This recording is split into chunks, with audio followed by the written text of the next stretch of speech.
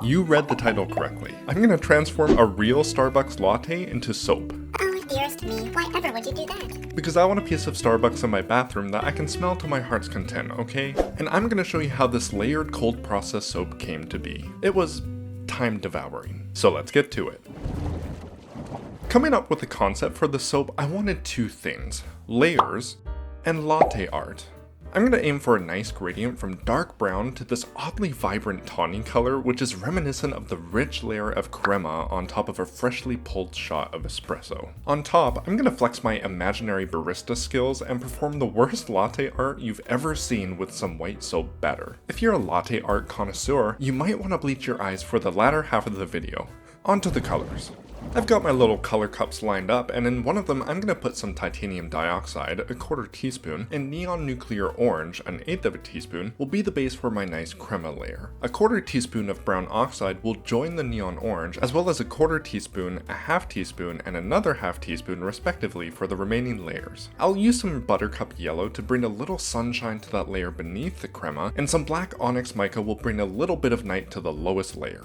Using some of my premixed oil blend, I'll use my swirly twirly to blendify all those colors and see how I feel.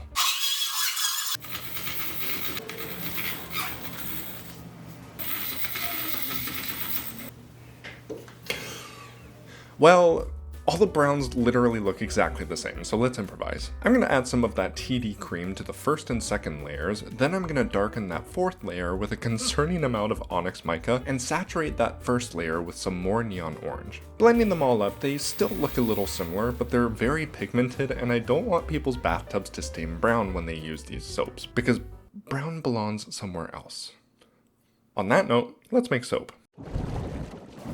I'm going to prepare my lye water on camera today because this is where the Starbucks latte joins us. I've frozen some cubes of a grande cafe latte from Starbucks, and I'm not really expecting any major reaction. It's basically just milk, espresso, and sugar. What I will comment on is that it smells like a foot. Like, the smell really sort of hit my gag reflex, not gonna lie. It's really unpleasant. Since we're making a layered soap, I'm going to prepare each layer as a separate batch so we have the best chance at flatness possible. The last time I did a layered soap, which was my wonky Willy Wonka soap, I didn't prepare the layers separately, and you can see in that video what sort of an effect that has on the soap. Not repeating that error today. So I've carefully measured a quarter of my skin slimy liquid, and a carefully measured quarter of my skin eady liquid will join it. I blendify just until emulsified and prepare my fragrances. I'm using Coffee Cake and Spice from New Directions Aromatics and Cappuccino from Voyageur Soap and Candle. I appreciate that they have this warning label, but why is it necessary? I'm adding 2 mils of cappuccino and 5 grams of coffee cake and spice to the batch. On their own, cappuccino smells very intense. It's almost like a coffee bean drank a bit too much, and you can still smell the alcohol on its breath 24 hours later, know what I mean? But pairing it with the coffee cake and spice, you get this really balanced cinnamon dolce fragrance that is quite robust. I really like the two together. The fragrances are behaving very well right now. No discoloration or acceleration, which is great because I need the soap batter to be as fluid as possible. My chocolate calamity cream gets poured into my quarter patch mold, and then I get to experience the joy of waiting 15 minutes between each layer while you get to see it all cut together in a quick little montage. My favorite drink to get at Starbucks is the cinnamon dolce latte, which is why I went with the fragrances I did. I also really love the pumpkin spice latte, and I'm excited to make the respective soap for that in the fall. The drink that can die the most is the apple crisp macchiato. I'm sorry if you like it and it's your favorite drink in the world, but I retched. I want to know, what's your favorite drink from Starbucks? Do you even go to Starbucks, or do you scratch that cafe itch elsewhere? Let me know in the comments because I can't be the only one who thinks the apple macchiato should be decommissioned.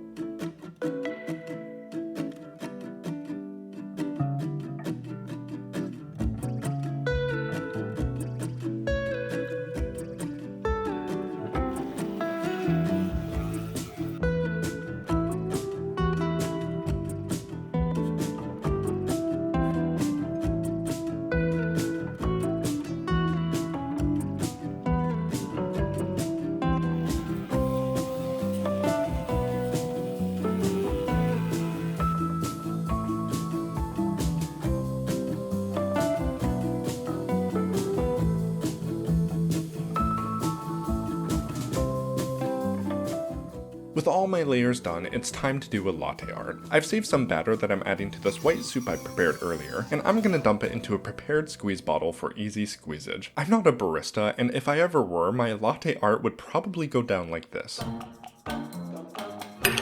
Now, just know I had zero plan going into this. I just thought I'd put some random dots and squiggles and then work them around with a toothpick. But because the batter had gotten a little thick, my precious latte art just sort of sat on top. I'm gonna chalk this error down to me not being a trained barista because I feel like that's the most convenient excuse that doesn't make me look lazy.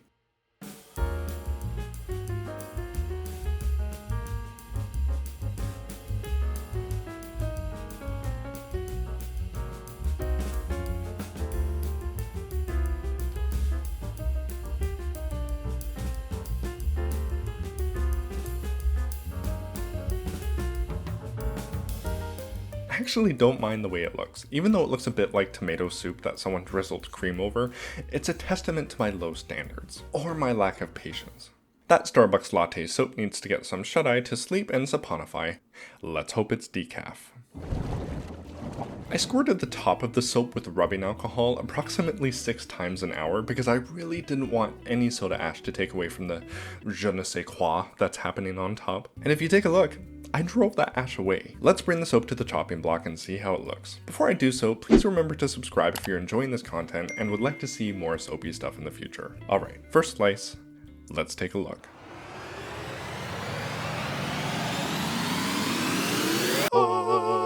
Look at those layers. Come to think of it, this almost could be a sedimentary rock soap, or like mesa terracotta, but let's save that convo for the product shots. For now, I gotta cut up the rest of these soaps.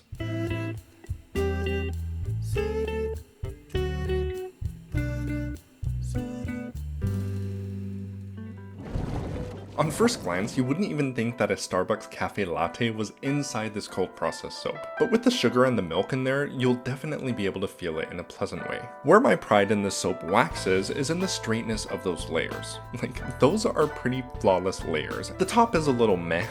Definitely could have put more effort into it, but that's what I get for being lazy. I mean, for not being a trained barista. And I think I did a good job differentiating the colors from each other. That's something I was a little worried about. The colors are a little deceptive though, and might give someone the impression that this is a cross-section of a Mojave mountain. To prevent that, the name of the soap is a reminder that it's a latte, and it smells like one too. I like this soap a latte. There was a latte on my plate while making it, and it sure was a latte more time consuming to make than I intended. While I didn't plate for the latte art to work, it sure does smell a latte like a latte, and it looks a latte better than I imagined. Okay, I'm done. That was a soap journey with the soap universe. Thank you for watching. Bubble bye.